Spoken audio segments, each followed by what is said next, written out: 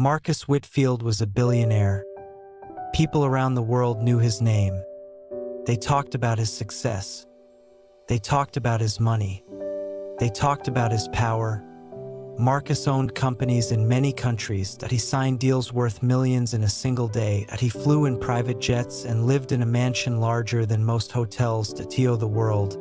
Marcus Whitfield looked untouchable. But inside, he was breaking, because money could not protect him now. Marcus had a son named Ethan. Ethan was only 18 months old, that he was small and gentle. He had soft reddish blonde hair.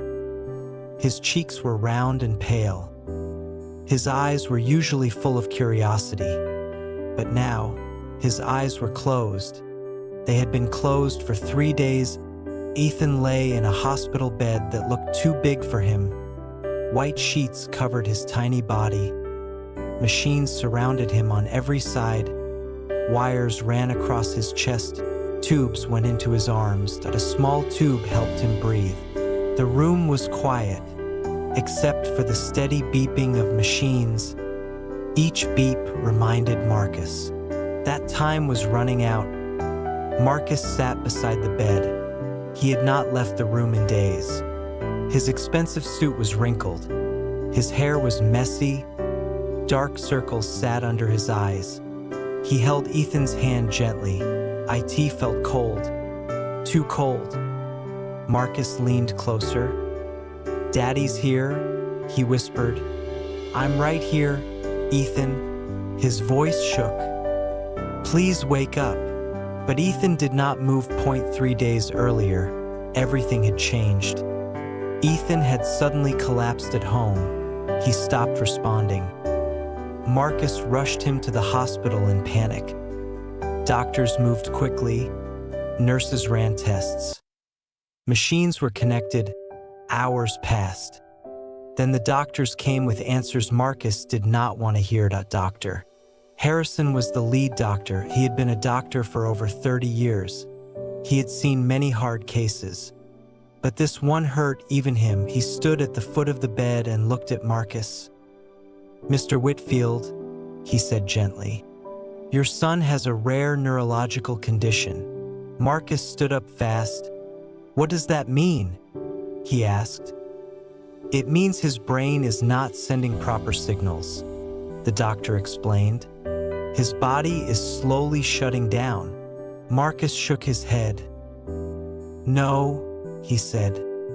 "That can't be right." Dr. Harrison lowered his voice.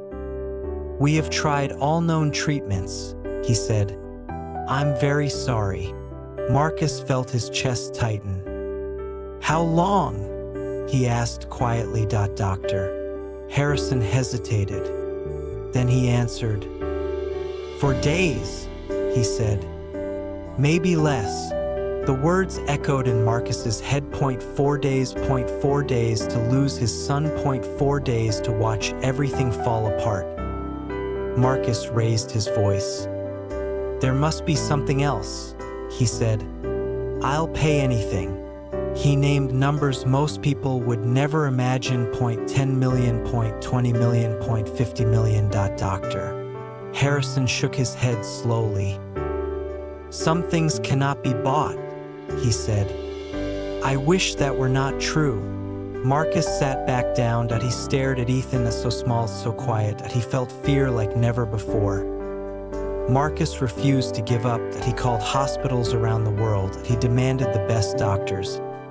Specialists flew in from other countries, Switzerland, Japan. Sweden. 15 specialists examined Ethan. They ran tests again and again. They studied scans. They discussed theories. Nothing changed. Each day, Ethan grew weaker. His breathing slowed. His body responded less. The machines did more work for him. Marcus stopped sleeping. He stopped eating. He sat beside the bed, staring at his son. For the first time in his life, Marcus Whitfield felt powerless. On the second day, Marcus stepped out to take another call. When he returned, someone else was in the room. A young woman. She wore a blue uniform and a white apron, yellow cleaning gloves. She pushed a cleaning cart quietly. She stopped when she saw Ethan. Her face changed. Her eyes filled with tears. She placed a hand over her chest. She whispered softly, "Poor little angel." Marcus felt irritated. "Please come back later," he said. "I need quiet." But the woman did not leave. She slowly placed her cleaning supplies aside. She walked closer to the bed. Then she began to hum a soft song, a lullaby. Marcus looked up. "What are you doing?" he asked. She gently touched Ethan's hand. "He can hear?" she said softly. Marcus frowned. "He's unconscious?" he replied. She looked calm. "They always can?" she said. Something in her voice stopped Marcus from arguing. Something gentle. Something sure. Her name was Grace Thompson. She was a hospital maid. She cleaned rooms every day. She earned very little, but she had a kind heart. Grace returned later that day, and the next, and the next. She cleaned quietly. She spoke to Ethan. She told him stories. She talked about sunshine, about birds outside the window, about how the world was waiting for him. Marcus watched from the corner of the room at first. He did not understand, but slowly, something inside him changed. One evening, Marcus spoke. "Why do you do this?" he asked her. "Why talk to him like that?" Grace smiled gently. "When I was younger," she said, "my little brother was in a coma. The doctor said he would never wake up," she continued. "But I talked to him every day. And one day," she said quietly, "he opened his eyes." Marcus shook his head. "I've hired the best doctors in the world," he said. "Love can't cure this." Grace looked at him. "Maybe not," she said. "But love gives a reason to fight."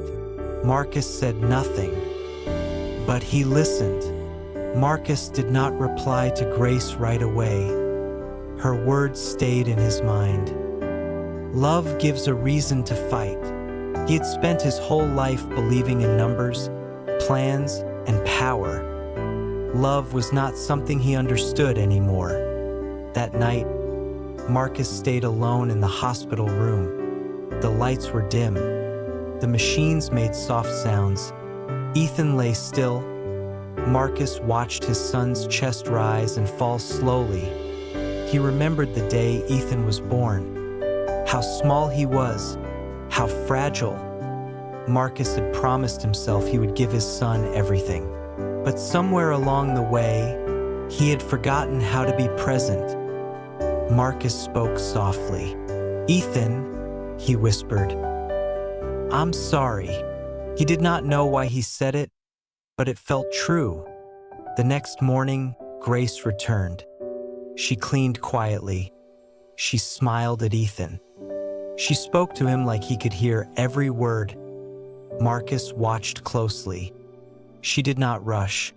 She did not check a phone. She did not look at the machines. She focused only on Ethan. Marcus finally asked, "Can you show me what you do?" Grace looked surprised. Then she nodded. She showed Marcus how to hold Ethan's hand gently. Not too tight, not too loose. She showed him how to speak calmly. "Talk from your heart," she said. "He knows your voice." Marcus felt strange, awkward, but he tried. "Hi, buddy," Marcus said softly. "It's Daddy."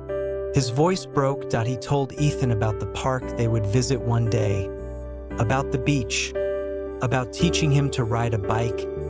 Grace stood quietly. She let Marcus have the moment. Later that day, doctors checked Ethan again. The machine still showed weak signs. Nothing had improved. Doctor Harrison pulled Marcus aside. We're running out of time, he said. Tomorrow is critical. Marcus nodded slowly. Fear filled his chest. That evening, Marcus broke down.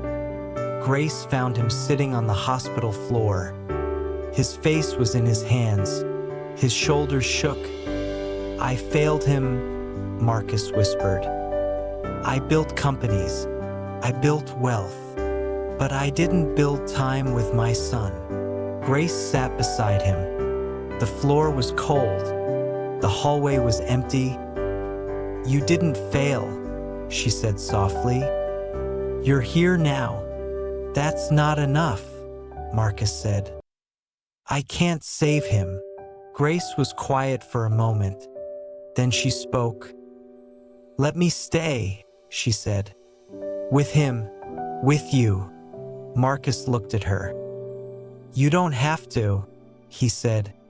I want to, she replied. No money, no reward. From that night on, Grace stayed, even after her shifts ended. Even when she was tired, she sang softly. She spoke kindly. She prayed quietly. Marcus stayed too.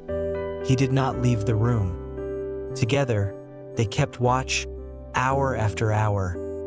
Marcus talked more. He spoke about his childhood, about mistakes he made, about how much he loved Ethan. Something inside Marcus began to change.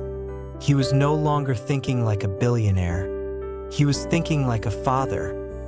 The third day passed slowly. Ethan remained still, but the room felt different, warmer, calmer. Nurses noticed it too. This room feels peaceful. One whispered. Grace smiled. Love does that, she said. That night was long. Marcus barely slept. Grace hummed softly.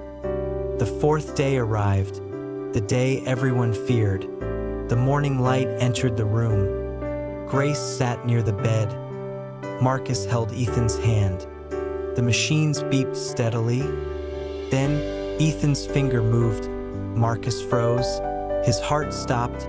Grace, he whispered. Did you see that? Grace leaned closer. Her eyes widened. Yes, she said softly. Ethan's fingers moved again. His eyelids fluttered. Once, twice, then slowly. His eyes opened. Marcus gasped. Tears filled his eyes. Ethan looked around, confused. Then he smiled. The machines began to change, beeping faster, numbers rising. Marcus pressed the call button. Doctors and nurses rushed in. They stared at the monitors. Brain activity was normal. Heart rate was strong. Doctor Harrison stood frozen. This is impossible, he said. I've never seen this. He looked at Marcus. It's a miracle. Grace quietly stepped out of the room. She did not want attention. Marcus followed later. He found her in the hallway. She was crying softly. You saved my son, Marcus said. Grace shook her head. I didn't save him, she said. I just loved him.